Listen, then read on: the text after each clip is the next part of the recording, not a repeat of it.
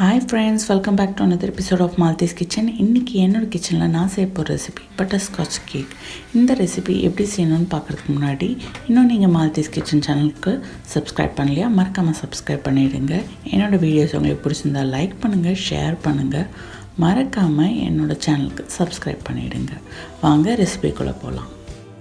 நம்ம செய்ய போகிறது எக்லெஸ் கேக்குன்றதுனால நான் இதுக்கு பட்டர்மில்க் எடுத்துக்க போகிறேன். பட்டர்மில்க் எப்படி செய்யணுன்றதை இப்போ பார்ப்போம். பட்டர்மில்க்கு நான் 1 கப் மில்க் எடுத்துகிட்டு அதில் 3 to 4 teaspoons of lemon juice add பண்ண போகிறேன். இதை ஆட் பண்ணிவிட்டு ஒரு 10 மினிட்ஸ்க்கு இதை தனியாக நம்ம ரெஸ்ட் பண்ண போகிறோம். இப்போ நம்ம கேக் பேட்டருக்கு நான் 1.5 கப் அளவுக்கு ஆல் பர்பஸ் ஃப்ளோர் அல்லது மைதா எடுத்துக்கிறேன். அதே கப்பில் நான் 1 கப் அளவுக்கு பவுடர்ட் சுகர் எடுத்துருக்கேன். அது கூட 2 டீஸ்பூன் அளவுக்கு பேக்கிங் பவுடர், 1 டீஸ்பூன் அளவுக்கு பேக்கிங் சோடா, அப்புறம் 1/2 டீஸ்பூன் அளவுக்கு உப்பு எல்லாத்தையும் ஆட் பண்ணி இப்போ நல்லா இதை சீவ் பண்ண போகிறோம். சீவ் பண்ணுறதுக்கு முன்னாடி நல்லா இதை மிக்ஸ் பண்ணி விட்டுருங்க.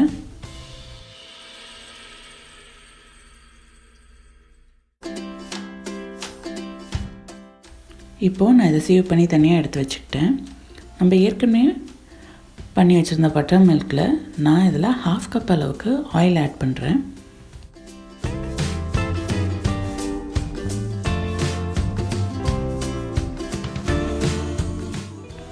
இப்போ அது கூட நான் 1.5 டீஸ்பூன் அளவுக்கு பட்டர்ஸ்காட்ச் எசன்ஸ் ஆட் பண்ணுறேன். ஸோ இப்போ இது எல்லாத்தையும் ஆட் பண்ணிவிட்டு இதை நல்லா நம்ம மிக்ஸ் பண்ணி எடுத்துக்க போகிறோம்.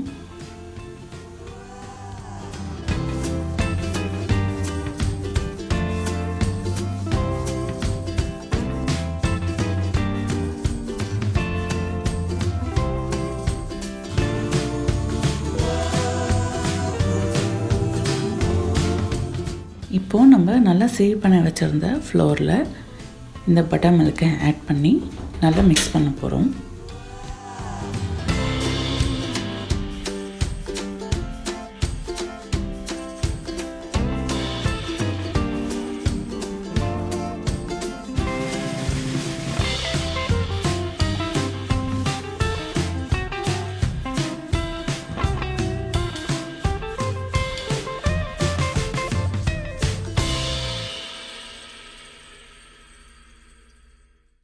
மிக்ஸ் பண்ணும்போது லம்ப்ஸ் ஃபார்ம் பண்ணாமல் பார்த்துக்கோங்க.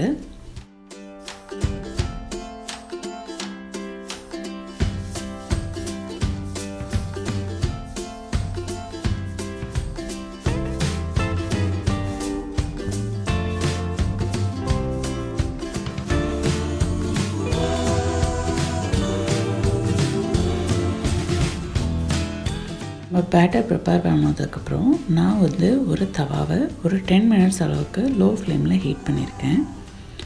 இப்போது ரெடியான இந்த பேட்டரை நான் ஒரு சாஸ் பேனுக்கு ட்ரான்ஸ்ஃபர் பண்ண போகிறேன். நான் இந்த சாஸ் பேனை நல்லா ஆயில் வச்சு க்ரீஸ் பண்ணி வச்சுருக்கேன். உங்கள்கிட்ட பட்டர் பேப்பர் இருந்துச்சுன்னா கீழே பட்டர் பேப்பரை ஆட் பண்ணிவிட்டு இந்த பேட்டரை போர் பண்ணுங்கள். அப்படி இல்லைன்னா நீங்கள் சாதாரணமாகவே இந்த பேட்டரை போர் பண்ணிக்கலாம்.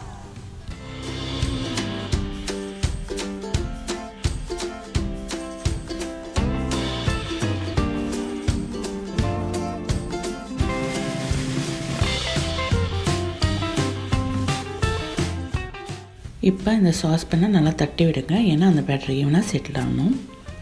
அதுக்கப்புறம் ஒரு லிட் போட்டு ஃபுல்லாக கவர் பண்ணிவிட்டு நீங்கள் ஏற்கனவே ஹீட் பண்ண தவா மேலே இந்த சாஸ் பேனை தூக்கி வச்சுருங்க. இதை ஒரு 40 to 50 மினிட்ஸ் வரைக்கும் லோ ஃப்ளேம்லேயே குக் பண்ணுங்கள். மீன்வைல் நம்ம விப்பிங் க்ரீம் ரெடி பண்ணலாம்.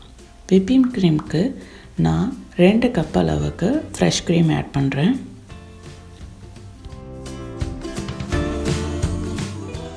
இப்போது நான் இதை ஒரு பீட்டரை வச்சு நல்லா பீட் பண்ண போகிறேன். இது எந்த அளவுக்கு பீட் பண்ணோன்னா அதை ஒரு க்ரீமி கன்சிஸ்டன்சி வரணும். ஸோ அந்த அளவுக்கு நம்ம இதை பீட் பண்ண போகிறோம். இப்போ பாருங்கள், இந்த மாதிரி ஒரு க்ரீமி கன்சிஸ்டன்சி வந்ததுக்கப்புறம் நான் இதில் பவுடர்டு ஒயிட் சுகரை ஆட் பண்ண போகிறேன். 2 கப் க்ரீமுக்கு நான் 3/4 கப் அளவுக்கு பவுடர்ட் ஒயிட் சுகர் ஆட் பண்ணுறேன். பவுடர்ட் ஒயிட் சுகர் ஆட் பண்ணிவிட்டு இதை நல்லா பீட் பண்ண போகிறோம்.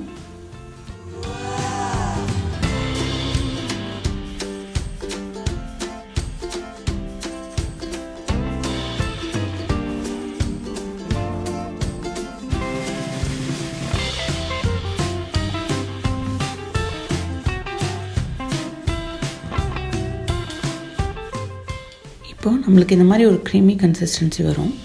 இதில் நான் எல்லோ ஃபுட் கலர் ஆட் பண்ணுறேன். ஏன்னா பட்டர்ஸ்காட்ச்னாலே எல்லோ கலர் தான். ஸோ எல்லோ ஃபுட் கலர் நான் சும்மா ஒரு 2 to 3 பிஞ்ச் ஆட் பண்ணுறேன். அதுக்கப்புறம் நான் இதில் 1 டீஸ்பூன் அளவுக்கு பட்டர்ஸ்காட்ச் எசன்ஸை ஆட் பண்ணுறேன். ஸோ இது எல்லாத்தையும் ஆட் பண்ணி மிக்ஸ் பண்ணிவிட்டு நம்ம திருப்பியும் நல்லா பீட் பண்ண போகிறோம்.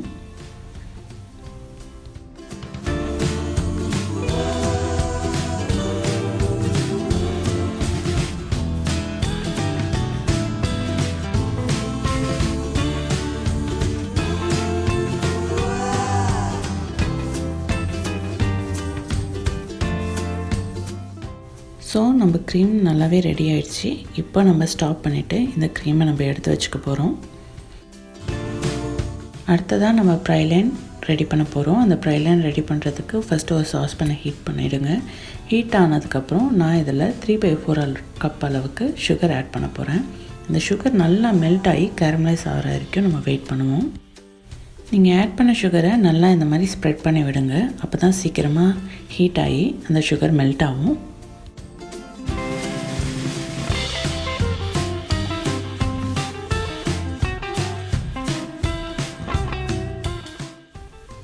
இப்போ பாருங்கள், நம்ம சுகர் நல்லாவே மெல்ட் ஆக ஆரம்பிச்சிடுச்சு.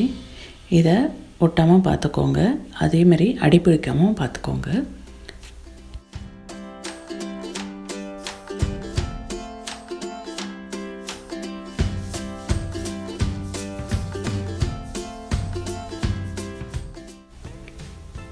இப்போது இந்த அளவுக்கு நம்ம மெல்ட் ஆனதுக்கப்புறம் நான் இதில் சாப்ட் ஆல்மண்ட்ஸை ஆட் பண்ண போகிறேன். நீங்கள் ரோஸ்ட் பண்ணியும் இந்த ஆல்மண்ட்ஸை சாப் பண்ணலாம். அப்படி இல்லைனா ஸ்ட்ரெயிட்டாகவே ரா ஆல்மண்ட்ஸை நீங்கள் சாப் பண்ணிக்கலாம். இப்போ நான் இந்த சாப்ட் ஆல்மண்ட்ஸை இந்த சுகர் சிரப் கூட நல்லா மிக்ஸ் பண்ண போகிறேன். அது நல்லா அந்த சுகர் கூட நல்லா பிளெண்ட் ஆகணும். இந்த அளவுக்கு பிளெண்ட் ஆனதுக்கப்புறம் நான் இதில் 1 டீஸ்பூன் அளவுக்கு பட்டரை ஆட் பண்ணுறேன். பட்டரை ஆட் பண்ணிவிட்டு இதை நல்லா மிக்ஸ் பண்ணி விடுங்க. இந்த பட்டர், ஆல்மண்ட்ஸ் அப்புறம் சுகர் நல்லா மிக்ஸ் ஆகணும். இப்போ பாருங்கள், நம்ம ஆல்மண்ட்ஸ் ஒரு கேரமல் கலரில் வந்திருக்கு. ஸோ இந்த பதத்தில் நம்ம அடுப்பை ஆஃப் பண்ணிவிட்டு நான் ஏற்கனவே க்ரீஸ் பண்ண ஒரு பிளேட்டில் நான் இந்த ப்ரைலைனை ட்ரான்ஸ்ஃபர் பண்ணிட்டேன். இப்போ இதை சூடு ஆறட்டும். அதுக்குள்ளேயே நம்ம கேக் ரெடி பண்ணுவோம். இப்போ நம்ம கேக் நல்லாவே ரெடி ஆகிடுச்சு. நான் இதை 3 போர்ஷன்ஸாக கட் பண்ணியிருக்கேன். இப்போ நம்ம ப்ரைலைன் நல்லாவே ரெடி ஆகிடுச்சு. நம்ம இதை நல்லா பவுடர் பண்ணி வச்சுக்க போகிறோம்.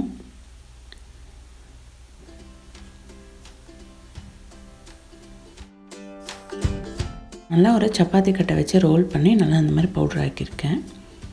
இப்போது நம்ம ப்ரைலைன் ரெடி ஆகிடுச்சு.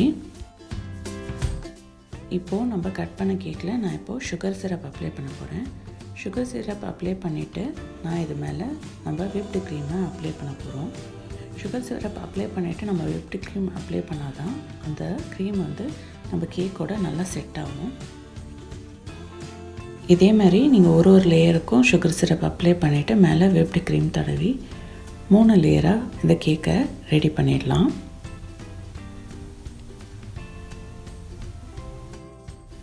நான் இந்த கேக்கை எந்த எக்ஸ்ட்ரா எக்யூப்மெண்ட்ஸ் வச்சும் நான் பண்ணல. வீட்டில் இருக்க நம்ம ஸ்பூன், நைஃப் வச்சு தான் ஃபுல் அண்ட் ஃபுல் நான் இதை ரெடி பண்ணியிருக்கேன்.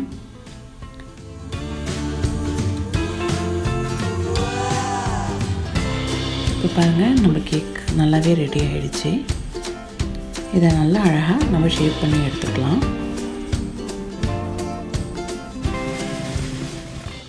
இதுக்கு மேலே நம்ம ஏற்கனவே ரெடி பண்ணி வச்சுருக்க ப்ரைலைன்ஸை ஃபஸ்ட்டு ஆட் பண்ணுவோம். இதோட கேக்கோட சென்டரில் ஆட் பண்ணிவிட்டு அதுக்கப்புறம் நம்ம கேக்கோட சைடில் இந்த ப்ரைலைன்ஸை அழகாக ஸ்டிக் பண்ணி விட்டுடணும்.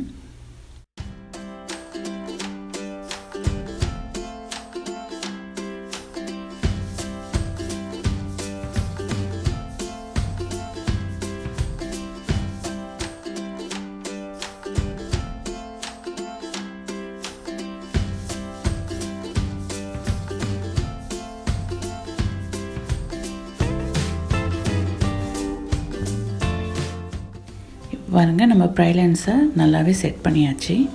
இதுக்கு மேலே நான் கேரமல் சாஸ் ஆட் பண்ண போகிறேன். அதாவது நம்ம பட்டர்ஸ்காட்ச் சாஸ் நம்ம ஏற்கனவே ரெடி பண்ணி வச்சுருக்கோம் இல்லையா, அந்த பட்டர்ஸ்காட்ச் சாஸை இந்த சைடில் நான் இந்த மாதிரி பைப்பிங் பண்ண போகிறேன். அவ்வளோதாங்க, நம்ம பட்டர்ஸ்காட்ச் கேக் ரெடி ஆகிடுச்சு. இது மேலே நீங்கள் செர்ரி டாப்பிங்ஸ் கூட ஆட் பண்ணலாம். நான் ஒரே ஒரு செர்ரி சென்டரில் வைக்க போகிறேன். இந்த பட்டர்ஸ்காட்ச் கேக் ரெசிப்பியை கண்டிப்பாக உங்கள் வீட்டில் ட்ரை பண்ணுங்கள். ட்ரை பண்ணிவிட்டு எப்படி இருக்குன்னு மறக்காமல் கமெண்ட் செக்ஷனில் கமெண்ட் பண்ணுங்கள். இன்னும் நீங்கள் மால்தீஸ் கிச்சன் சேனலுக்கு சப்ஸ்கிரைப் பண்ணலையா, மறக்காமல் சப்ஸ்கிரைப் பண்ணுங்கள். என்னோடய வீடியோஸ் உங்களுக்கு பிடிச்சிருந்தா லைக் பண்ணுங்கள், ஷேர் பண்ணுங்கள். மறக்காமல் மால்தீஸ் கிச்சன் சேனலுக்கு சப்ஸ்கிரைப் பண்ணிவிடுங்க. தேங்க்ஸ் ஃபார் வாட்சிங்.